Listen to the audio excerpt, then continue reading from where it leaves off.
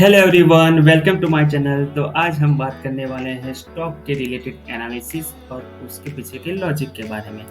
तो पहला स्टॉक है हमारा आइसर मोटर्स। तो इस स्टॉक को जब हम वीकली टाइम फ्रेम में देखें तो हमें एक रेजिस्टेंस ट्रेड लाइन नज़र आ रही है।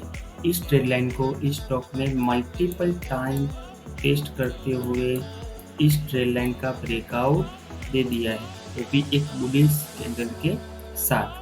और जब हम इस स्टॉक को डेली टाइम फ्रेम में देखें तो हमें देख सकता है कि पिछले 1.5 साल से ये स्टॉक इसी रेंज में कंसोलिडेशन करने के बाद एक बुलिश मोमेंटम के साथ इस ट्रेंड लाइन को ब्रेक किया।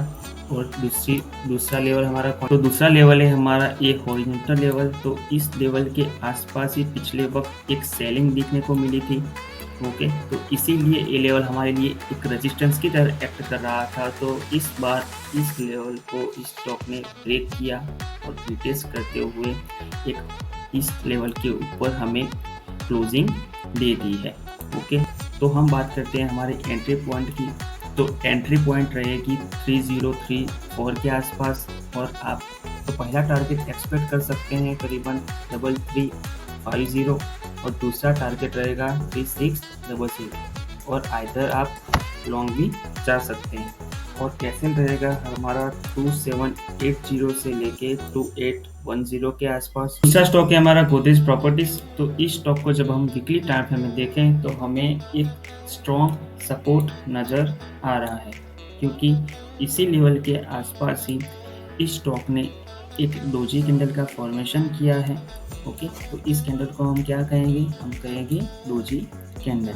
और इसी लेवल के आसपास ही इस रेड कैंडल के हाई को भी एक स्टॉक ब्रेक कर चुका है। ओके, तो जब हम डेली टाइम फ्रेम में देखें तो पहले इसे जूम करते हैं। ओके, तो हमें एक दूसरा लेवल नज़र आ रहा है, क्योंकि ये लेवल हमारे लिए क्यों इम्पोर्टेंट है? क्योंकि इसी लेवल के आसपास ही इस स्टॉक ने पहले सपोर्ट लिया था। ये लेवल हमारे लिए सपोर्ट की तरह एक्ट कर रहा था। फिर इस स्टॉक ने इसे ब्रेक किया, रिटेस्ट किया और इस लेवल के आसपास फिर से इसे टेस्ट करने के लिए आ रहा है। सपोज मान लीजिए कि इसी लेवल के आसपास ये स्टॉक थोड़ा कंसोलिडेशन करता है, टाइम स्पेंड करता है, उसके बाद ब्रेक करता है, तो हमारी एंट्री रहेगी करीबन 1423 से लेके 1440 के आसपास। और पहला टारगेट हम एक्सपेक्ट कर सकते हैं करीबन 1594। ओके, और दूसरा टारगेट रहेगा 1675। और एसएल रखेंगे हम 1330 से लेके 1360। और दूसरी संभावना है कि सपोज इस लेवल के आसपास इस स्टॉक यहाँ से रिजेक्शन फेस करता है। ओके, तो हम वेट करेंगे इस लेवल के आसपास, क्योंकि ये स्टॉक यहाँ पे एक हेड एंड शोल्डर पैटर्न का फॉर्मेशन कर सकता है। ओके, तो इस लेवल के आसपास हमें मिलता है जो रहेगा 1260 के आसपास। और ऐसे हम रखेंगे 1120 के आसपास। हम यहाँ क्यों बाय करेंगे? क्योंकि हमारा यहाँ एसएल भी अच्छा बैठ रहा है और हम टारगेट थोड़ा लंबा अपना एक्सपेक्ट कर सकते हैं। ओके, तीसरा स्टॉक है हमारा डीमार्ट। तो इस स्टॉक को जब हम वीकली टाइम फ्रेम में ऑब्जर्व करते हैं तो हमें एक क्रूशियल लेवल नज़र आ रहा है, क्योंकि इसी लेवल के आसपास ही हमें एक मेजर मोमेंटम आइडेंटिफाई कर सकते हैं कि पहले ये लेवल इस स्टॉक के लिए एक रेजिस्टेंस की तरह एक्ट कर रहा था। फिर इस स्टॉक ने इस लेवल का ब्रेकआउट दिया, फिर रिटेस्ट करके एक अपर साइड का मोमेंटम दिखाया हुआ था।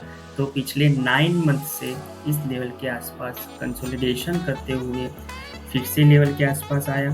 और पहली बार में तो इस लेवल को ब्रेक डाउन नहीं देगा और फिर से अपर जाके रिटेस्ट किया, फिर से नीचे आया। तो डबल बॉटम का फॉर्मेशन करते हुए अभी इस लेवल के आसपास खड़ा हुआ है। तो जब हम डेली टाइम फ्रेम में इसे ऑब्जर्व करते हैं तो हमें देख सकता है कि इस ट्रेड लाइन का भी मल्टीपल टाइम टेस्ट करते हुए इसका ब्रेकआउट आ चुका है। तो अगर स्टॉक पहले इसे हटा देते हैं,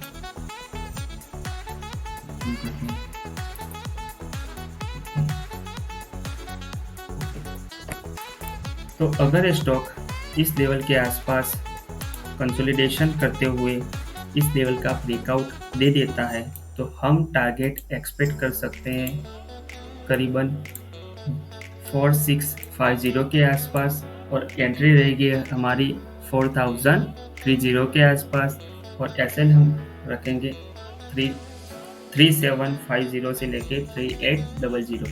तो ये थे हमारे 3 स्टॉक्स जो आप अपने वॉच लिस्ट में ऐड कर सकते हैं और एग्जीक्यूट कर सकते हैं अपने मनी और रिस्क मैनेजमेंट के हिसाब से। अगर आप अपना डीमैट अकाउंट ओपन करवाना चाहते हो तो डिस्क्रिप्शन में लिंक है जहाँ से आप अपना डीमैट अकाउंट ओपन करवा सकते हो। If you learn something valuable, please hit the like button, share and subscribe to my channel. I will see you in the next one.